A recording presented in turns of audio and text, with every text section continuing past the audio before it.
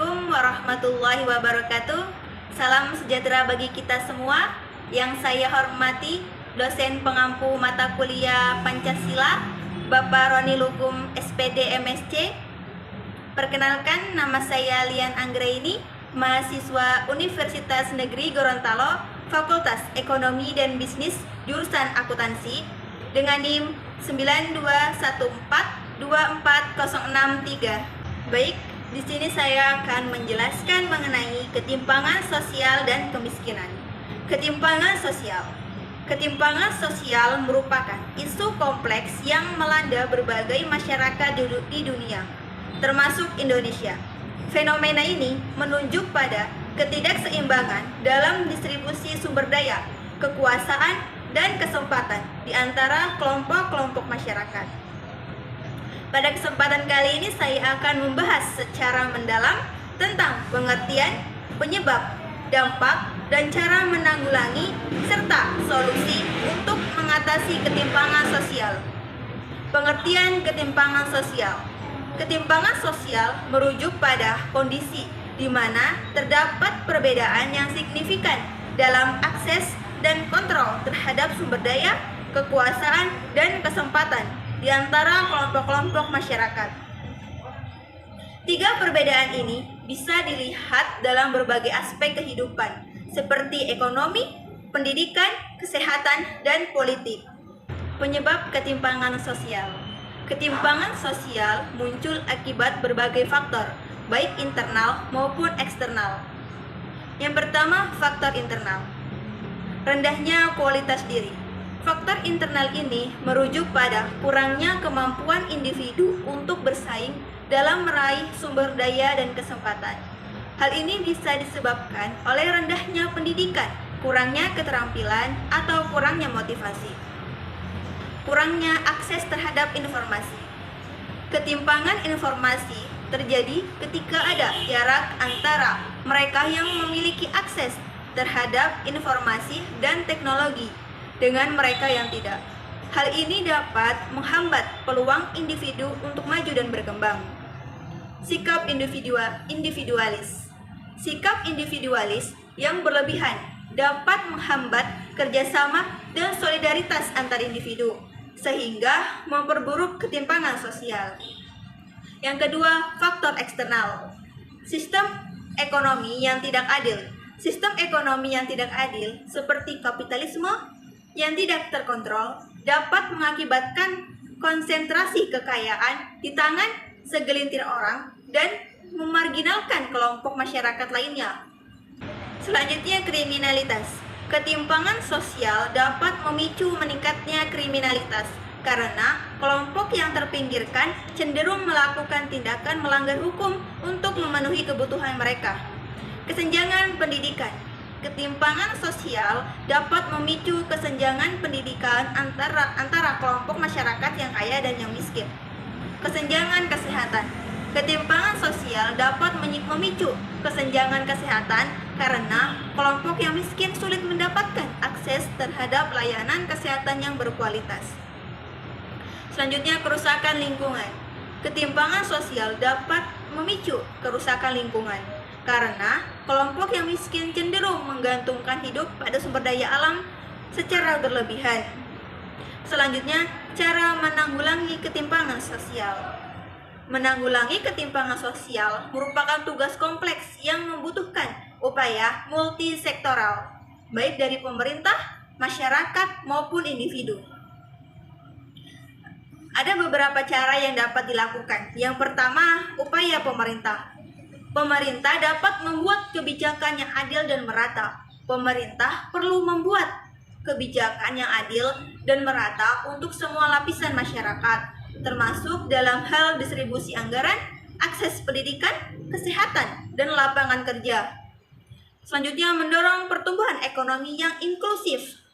Pemerintah perlu mendorong pertumbuhan ekonomi yang inklusif sehingga semua lapisan masyarakat dapat merasakan manfaatnya. Selanjutnya, memberikan bantuan sosial. Pemerintah perlu memberikan bantuan sosial kepada kelompok masyarakat yang kurang mampu, seperti program bantuan langsung tunai atau BLT, program Keluarga Harapan atau PKH, dan program Bantuan Pangan Non-Tunai atau BPNT. Selanjutnya, meningkatkan kualitas pendidikan. Pemerintah perlu meningkatkan kualitas pendidikan baik di perkotaan maupun di pedesaan agar semua lapisan masyarakat memiliki kesempatan yang sama untuk meraih pendidikan yang berkualitas. Meningkatkan akses terhadap kesehatan. Pemerintah perlu meningkatkan akses terhadap kesehatan baik di perkotaan maupun di pedesaan agar semua lapisan masyarakat dapat menikmati layanan kesehatan yang berkualitas. Selanjutnya, memperkuat lembaga sosial.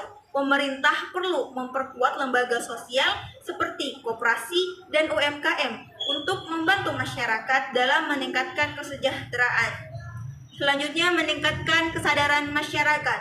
Pemerintah perlu meningkatkan kesadaran masyarakat tentang pentingnya kesetaraan dan keadilan sosial.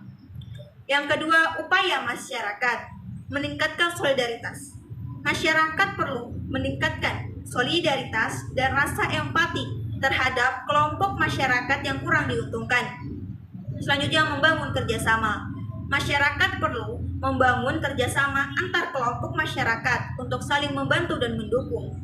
Selanjutnya, menolak diskriminasi. Masyarakat perlu menolak segala bentuk diskriminasi dan memperjuangkan kesetaraan bagi semua.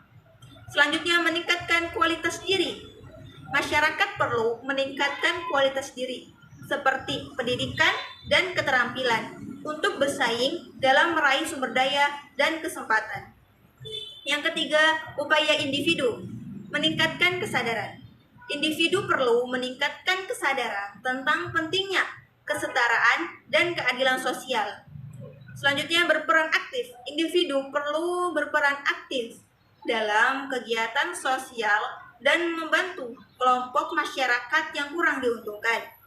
Selanjutnya, menolak diskriminasi. Individu perlu menolak segala bentuk diskriminasi dan memperjuangkan kesetaraan bagi semua. Meningkatkan kualitas diri. Individu perlu meningkatkan kualitas diri seperti pendidikan dan keterampilan untuk bersaing dalam meraih sumber daya dan kesempatan. Selanjutnya, solusi mengatasi ketimpangan sosial. Solusi untuk mengatasi ketimpangan sosial ini memerlukan pendekatan komprehensif yang melibatkan berbagai pihak. Berikut ada beberapa solusi yang dapat dipertimbangkan. Yang pertama, membangun sistem ekonomi yang adil. Sistem ekonomi yang adil dan merata perlu dibentuk untuk memastikan distribusi kekayaan yang lebih merata. Yang kedua, memperkuat peran negara. Negara perlu berperan aktif dalam mengatur sistem ekonomi, memberikan bantuan sosial, dan meningkatkan akses terhadap pendidikan, kesehatan, dan lapangan kerja. Yang ketiga, meningkatkan kualitas sumber daya manusia. Peningkatan kualitas sumber daya manusia melalui pendidikan dan pelatihan dapat meningkatkan daya saing dan peluang kerja. Yang keempat, memperkuat lembaga sosial. Lembaga sosial seperti koperasi dan UMKM dapat membantu masyarakat dalam meningkatkan kesejahteraan dan mengurangi ketimpangan. Yang kelima, membangun masyarakat yang inklusif. Masyarakat perlu inklusif dan toleran, perlu dibangun untuk menciptakan lingkungan yang adil dan setara bagi semua. Yang keenam, meningkatkan kesadaran dan partisipasi masyarakat. Peningkatan kesadaran dan partisipasi masyarakat dalam upaya mengatasi ketimpangan sosial ini sangat penting. Jadi, ketimpangan sosial ini merupakan masalah yang kompleks yang membutuhkan upaya multisektoral untuk mengatasinya. Peningkatan kesadaran, kebijakan yang adil, dan partisipasi aktif dari berbagai pihak sangatlah penting untuk menciptakan masyarakat yang lebih adil dan setara. Selanjutnya yaitu kemiskinan di Indonesia. Kemiskinan di Indonesia merujuk pada keadaan di mana individu atau kelompok masyarakat tidak dapat memenuhi kebutuhan dasar hidup yang layak, seperti pangan, pakaian, tempat tinggal, pendidikan, dan layanan kesehatan. Kemiskinan dapat dilihat dari dua sudut pandang. Yang pertama, kemiskinan absolut. Kemiskinan absolut merupakan kondisi di mana seseorang tidak dapat memenuhi kebutuhan dasar untuk bertahan hidup, seperti makan dan tempat tinggal. Di Indonesia, ini biasanya diukur dengan menggunakan garis kemiskinan yang dihitung berdasarkan pendapatan minimum yang diperlukan untuk memenuhi kebutuhan dasar. Yang kedua, kemiskinan relatif. Kemiskinan relatif mengacu pada kondisi di mana seseorang atau kelompok berada dalam kondisi ekonomi yang lebih rendah dibandingkan dengan mayoritas masyarakat lainnya. Mereka mungkin sudah memenuhi kebutuhan dasar, tetapi tidak mampu mengakses kualitas hidup yang lebih baik, seperti pendidikan tinggi, perawatan kesehatan yang memadai, atau akses terhadap fasilitas sosial lainnya. Kemiskinan di Indonesia memiliki dimensi yang sangat kompleks, dipengaruhi oleh faktor ekonomi, sosial, dan politik. Penyebab kemiskinan di Indonesia. Penyebab kemiskinan di Indonesia sangat beragam, baik yang bersifat struktural maupun individu.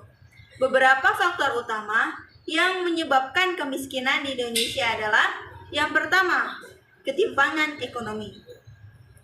Ketimpangan dalam distribusi pendapatan dan kekayaan di Indonesia masih sangat tinggi.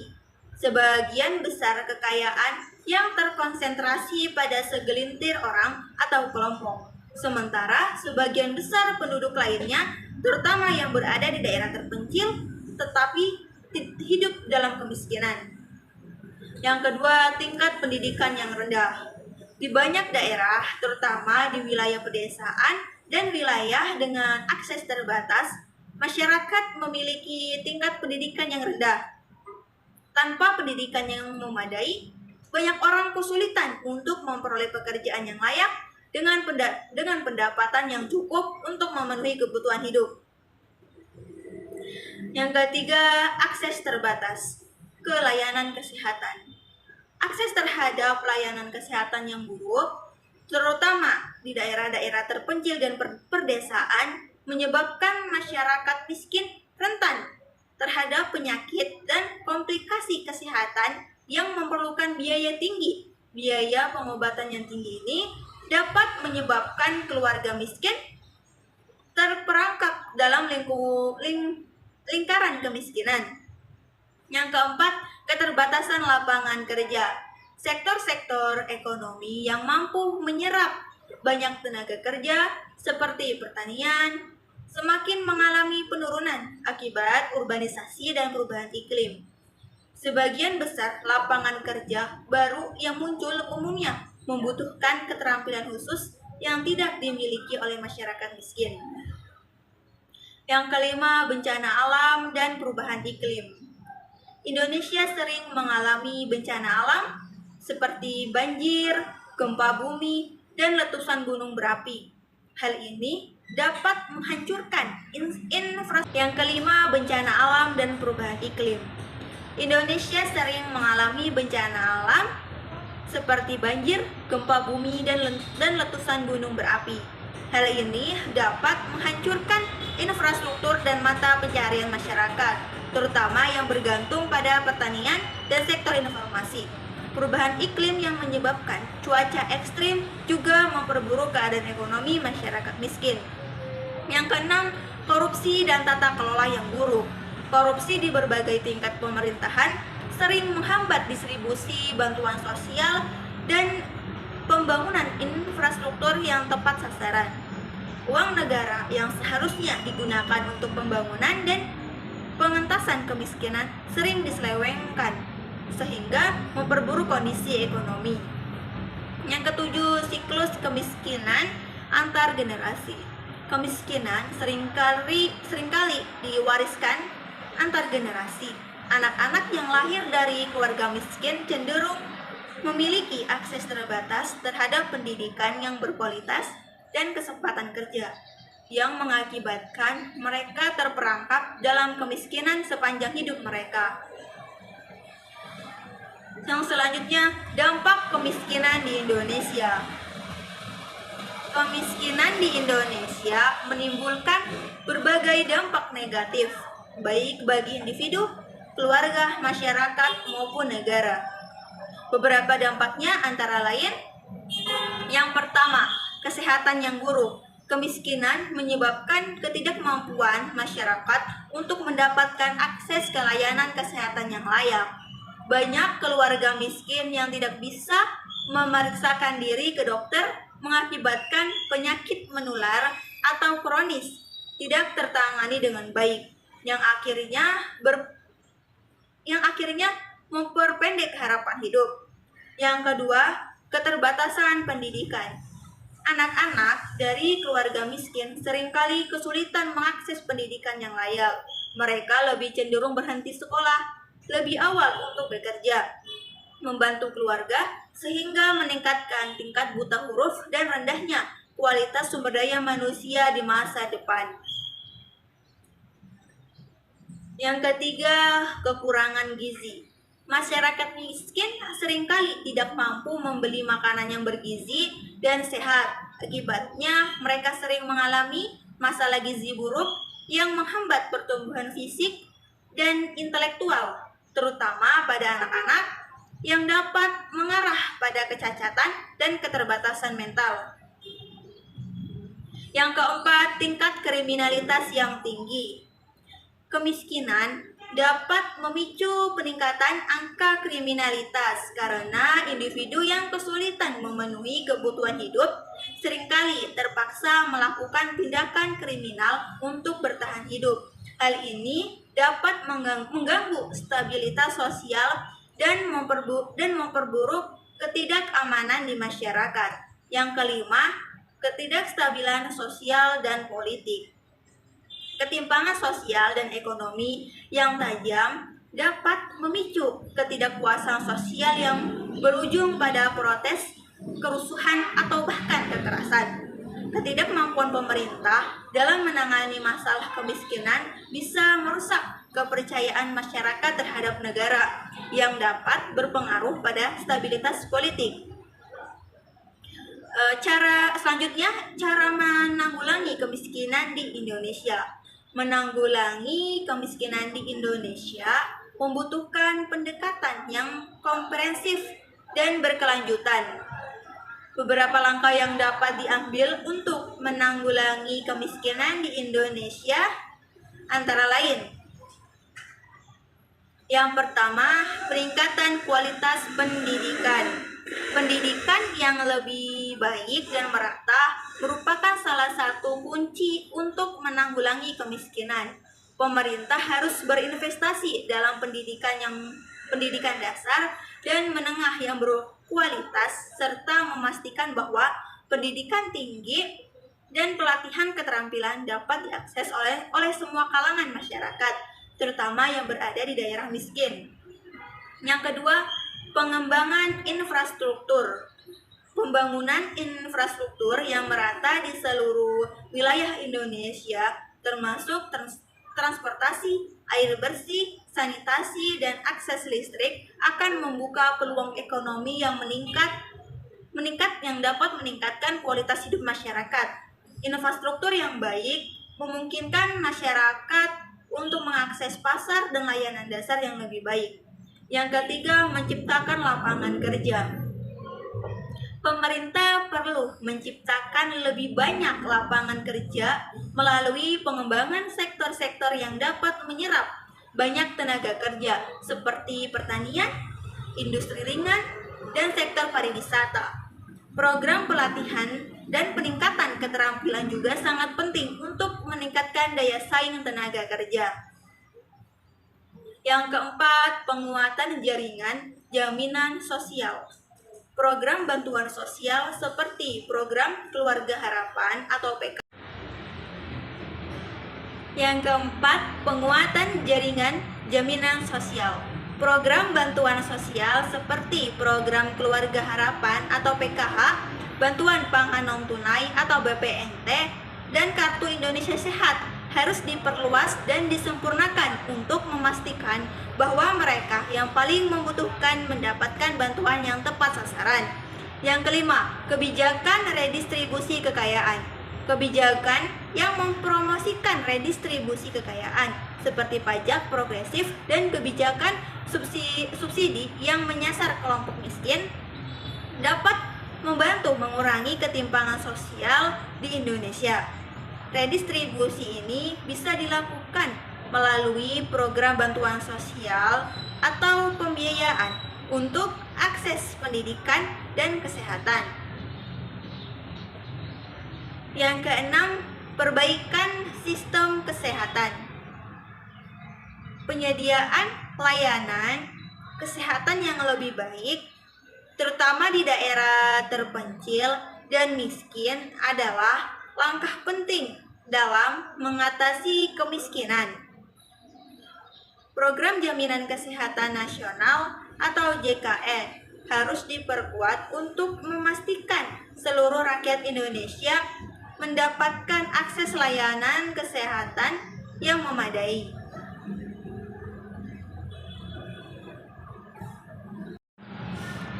Selanjutnya yaitu solusi pemecahan masalah kemiskinan di Indonesia.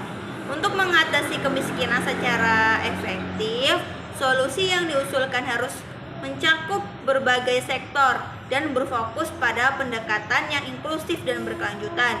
Yang pertama, pengentasan kemiskinan berbasis daerah. Kemiskinan di Indonesia sangat beragam, tergantung pada daerah. Oleh karena itu, solusi pengentasan kemiskinan harus disesuaikan dengan kebutuhan lokal. Program pembangunan daerah yang mencakup peningkatan infrastruktur, akses pendidikan, dan pemberdayaan ekonomi lokal harus diperkuat. Yang kedua, pemberdayaan ekonomi masyarakat miskin.